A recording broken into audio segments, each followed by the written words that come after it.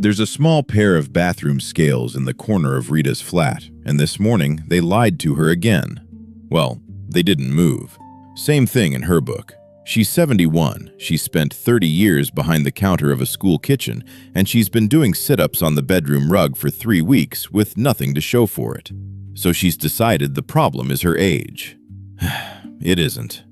Today, 5 movements, all of them standing, every one within arm's reach of her kitchen counter. Watch her morning, because it's ours as well. Up at 6, kettle on, 20 sit-ups on the rug while the tea brews. Knees up, elbows straining, and the getting down to the floor taking longer than the sit-ups themselves. I stood up for 30 years, she tells me, and now the floor's where it lives, is it? She means the belly. She does them because somebody told her that once, years ago, and nobody has told her anything since. Then she stands at the wardrobe mirror, holds her breath, and pulls everything in. Sound familiar? Right. The packed first, same as always. No lectures, nothing about what to expect at your age. Nobody's asking you down onto a floor, and nobody here is promising you a different shape by Christmas. 5 movements, 1 counter. Count along with me, and at the end I'll tell you how many of the 5 I actually manage in a normal week. Honestly, mind, not the number I'd like to say. Kettle on, move 1, and Rita already does half of it without knowing.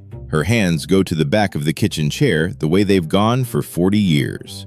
And then she just stands there, waiting for the kettle, watching Dorothy tow biscuit past the bins and checking the clock as though that has ever once helped it boil.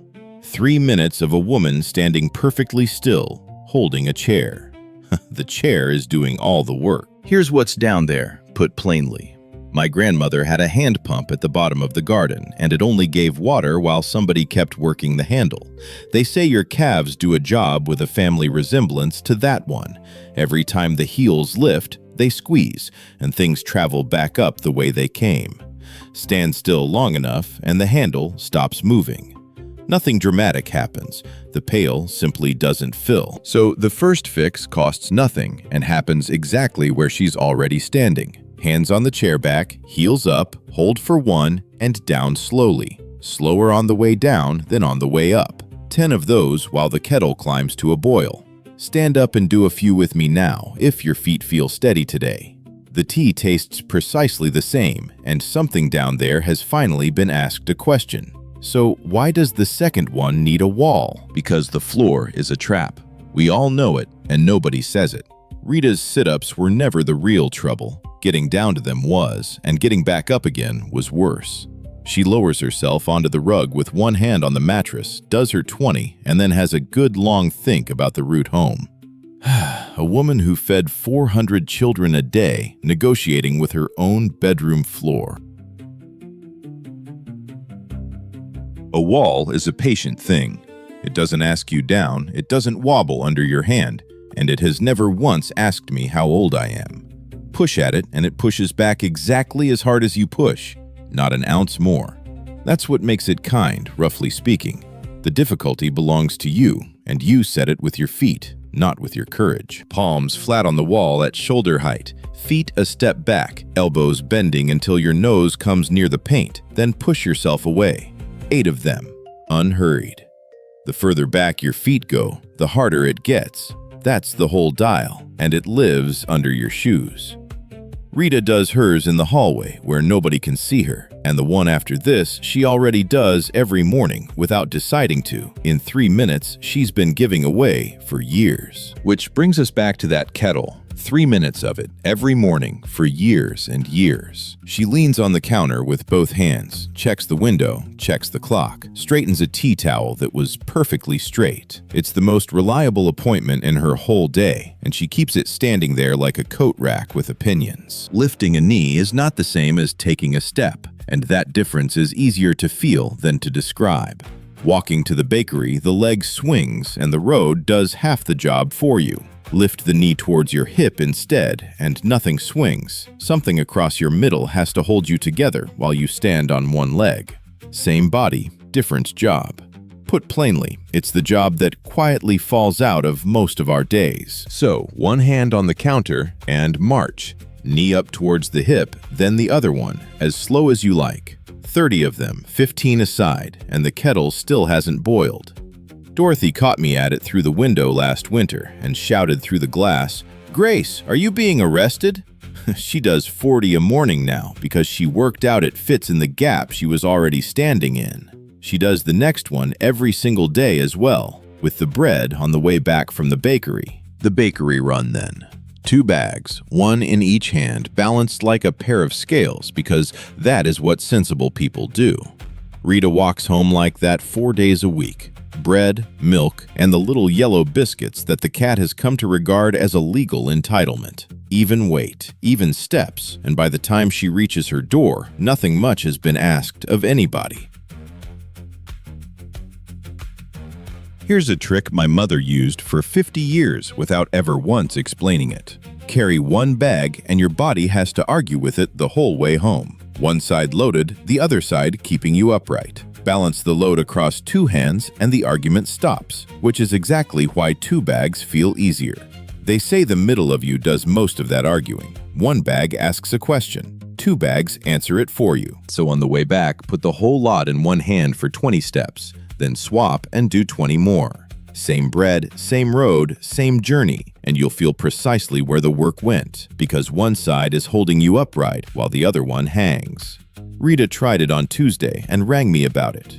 My side feels busy. That's the word she used, and it's a good one. She came in through her door, still breathing from the hill, stood in the hall, and let it out slowly, which is move 5. And it's the one Rita's been getting wrong at that mirror for years. Well, she and I both, if we're honest at this table. She stands there, pulls everything in, holds it, and looks. Chest lifted, jaw set, the breath parked somewhere up near her collarbone. She isn't holding a body, she's holding a pose, and holding it hard enough that nothing underneath is being used at all. And now the part nobody says out loud, so I'll say it here. Put plainly, the belly doesn't answer to the place you press. Sit-ups work what's underneath the softness. They don't get a vote on where the softness sits. That isn't you failing at them, and it isn't your age either. It's a letter sent to the wrong address. What breathing all the way out does have a say in is how you stand, how you sit, and how your jacket hangs while you do both. So, in through the nose, then let it go. Long, slow, right to the end, until there is genuinely nothing left to give. 3 of those, standing tall at the counter, ribs settling, shoulders heavy. Nobody sees it, nobody claps. It's the only one of the 5 you can do in the queue at the post office while the woman ahead of you posts a parcel to Canada. A body you're holding in is a body you're not using. 3 weeks on, Rita is in the bakery on a Thursday morning, and the girl at the counter looks up and says, "That jacket's sitting different on you." Not smaller, sitting different. Rita says thank you, buys the bread, and carries it home in 1 hand for 20 steps before she remembers to swap. She doesn't explain any of it, because some things are ours to keep. So here is one ordinary morning with all 5 living inside it, and not a single minute added anywhere. Kettle on, heels up 10 times at the chair back. Kettle still climbing, 30 slow marches at the counter. Hallway on the way past, 8 pushes at the wall. Bakery and back with the bread in 1 hand, swapping over at the post box. And at the door, still breathing from the hill, 3 long breaths out before the key goes in. Me? 3 of the 5 in a good week, and the marching only because the kettle shames me into it. A week after that, the scales are still in the corner of the bathroom, and she hasn't stood on them once. The tape measure lives on the hook by the towels now, and the cat inspects it every morning like a foreman with a clipboard. He has views. He believes the marching is beneath the dignity of the household, and he arrives to say so at the same time every day, which I'd call attendance. And that's the thing I keep coming back to, walking home past the allotments with the bread swinging in 1 hand. We spend years being told what our bodies can't do anymore. Almost no time being shown the ordinary things they still do beautifully. Standing tall at a counter, carrying the shopping up our own stairs, breathing all the way out on a road we've walked 1,000 times. After 60, life isn't winding down. It's finally ours, and it's still being lived on our own 2 feet. Now the serious minute, and I mean it kindly. Everything at this table is everyday observation between friends, not medical advice. I'm not a doctor, and I don't know your knees, your balance, or your blood pressure. If something hurts, if you feel dizzy, if you've had a fall or an operation, please ask your doctor before you try any of the 5. And hold on to something solid the first time you do. The kettle will wait. It's extremely good at waiting. That's 5 then among friends. If somebody came to mind while I was talking, the sister still doing sit-ups on a cold floor, the neighbor who holds her breath at the mirror, send this along to her because it's easier to start when 2 of you are counting. Next time, the thing we all do while we're waiting that quietly makes standing up harder every year. Bring the kettle.